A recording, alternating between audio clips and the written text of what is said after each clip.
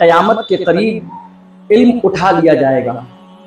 हदीस पाक के अंदर नबी पाक सल्लल्लाहु तआला अलैहि वसल्लम इरशाद फरमाते हैं, सही बुखारी की हदीस पाक है, अल्लाह के हबीब फरमाते हैं, इन्नल्लाह ला यक़बिज़ुल इल्मा इंतिज़ाअन यंतज़िउ मिनल इबाद वलाकिन यक़बिज़ुल इल्मा बिक़ब्ज़िल उलमाइ हत्ता इज़ा लम यबक़ा आलिमुन इत्तख़ज़न नासु रुऊसन जुहालन फ़सुइलू फ़अफ़्तौ बिग़ैरि इल्मिन फ़दल्लू व अदल्लू।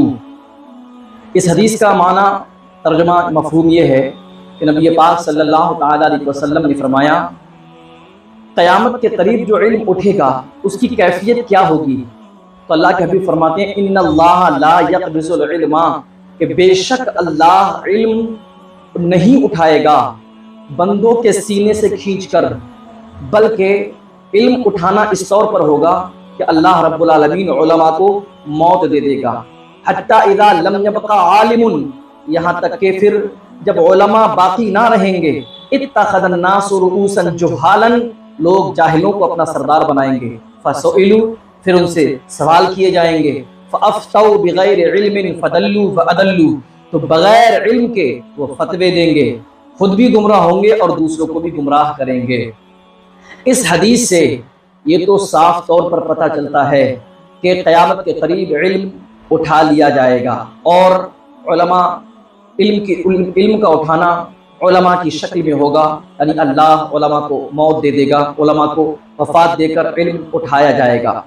इस हदीस की शरह में शारह बुखारी अल्लामा इब्न बत्ताल फरमाते हैं कि इस हदीस का माना कि इल्म किस तौर पर उठाया जाएगा। आप फरमाते हैं, अल्लाह करीम की शान ये नहीं है कि अल्लाह किसी को इल्म अता फरमाए, इल्म का फजलो करम फरमाए, फिर वो इल्म उससे वापस ले ले। वो इल्म कि जो इल्म अल्लाह रब्बुल आलमीन की मारिफत का ज़रिया बनता है, जो इल्म तौहीद व रिसालत की मारिफत का ज़रिया बने, ऐसा इल्म अल्लाह किसी को अता फरमाए और उससे वापस ले ले, ये अल्लाह करीम की शान नहीं है। फिर इस इल्म का उठाया जाना किस तौर पर होगा।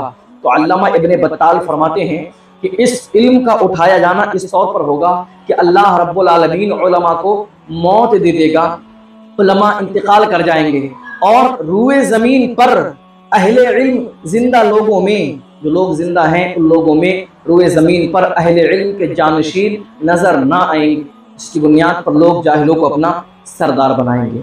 इसी हदीस की शरह में अल्लामा महमूद ऐनी शारह बुखारी फरमाते हैं, इस हदीस के इस टुकड़े को इत्तख़ज़न नासु रुऊसन जुहालन, इसकी तशरीह करते हुए फरमाते हैं, आप फरमाते हैं कि लोग जाहिलों को अपना सरदार बनाएंगे जो अल्लाह के दीन में अपनी राय से फैसले करेंगे, अपने जहालत की बुनियाद पर फतवे देंगे, खुद भी गुमराह होंगे, दूसरों को भी गुमराह करेंगे। ये जिक्र करने के बाद अल्लामा महमूद ऐनी फरमाते हैं कि काजी अयाज मालिकी रहमतुल्लाह तआला अलैहि ने फरमाया है कि इस हदीस का मिस्दाक नबी पाक सल्लल्लाहु तआला अलैहि वसल्लम के इस फरमान का मिस्दाक हमने अपने दौर में देखा। यानी काजी अयाज मालिकी रहमतुल्लाह तआला अलैहि के फरमान के मुताबिक ये हदीस उनके दौर में साबित हुई। हजरत शेख कुतुबुद्दीन रहमतुल्लाह तआला अलैहि फरमाते हैं कि काजी अयाज मालिकी अपने दौर में उलमा की इतनी कसरत के बावजूद जब ये फरमा रहे हैं कि इस हदीस का मिस्दाक उनके दौर में पाया गया, तो फिर हमारे दौर में क्या होगा। अल्लामा महमूद ऐनी फरमाते हैं कि ये वो मुक़द्दस शख्सियतें हैं, काजी अयाज मालिकी, हजरत शेख कुतुबुद्दीन रहमतुल्लाह तआला अलैहि, ये वो लोग हैं कि जिनके दौर में उलमा फुक़हा की एक कसीर तादाद मज़ाहिब अरबा को जानने वाली मौजूद थी।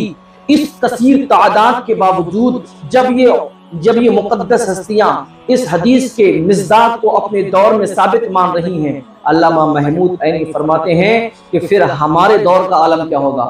और ये तो हमारे असलाफ़ इकराम हैं, जब उनके दौर का वो आलम था, उतने कसीर उलमा के बावजूद भी, इतने फुक़हा और बड़े बड़े उलमा के बावजूद जब ये मुक़द्दस हस्तियाँ ऐसी बातें कह रही थी, तो फिर हमारे आज के इस दौर का आलम क्या होगा, जिसमें ना बहुत बड़े बड़े ज़्यादा उलमा हैं। इमाम अहले सुन्नत मुजद्दिद दीन व मिल्लत सरकार इमाम अहमद रज़ा खान अलैहि रहमत व रिज़वान हज़रत अल्लामा वसी अहमद मुहद्दिस सूरती के विसाल का तज़किरा करते हुए आप फरमाते हैं कि क़यामत करीब है, इसलिए कि अच्छे लोग, नेक लोग उठते जा रहे हैं और जो जाता है वो अपना जानशीन छोड़कर नहीं जाता। जब इमाम बुखारी रहमतुल्लाहि ताला अलैह का विसाल हुआ तो आपने 90,000 ऐसे शागिर्द छोड़े जो मुहद्दिस थे, और इमाम आज़म का जब इंतकाल हुआ तो आपने 1000 ऐसे शागिर्द छोड़े जो मुज्तहिद थे। मुहद्दिस होना इल्म का पहला जीना है और मुज्तहिद होना इल्म का आखिरी जीना है। आप अंदाज़ा लगाएं, आला हज़रत फरमाते हैं और आज हज़ारों मरते हैं और एक भी उनका जानशीन नज़र नहीं आता है।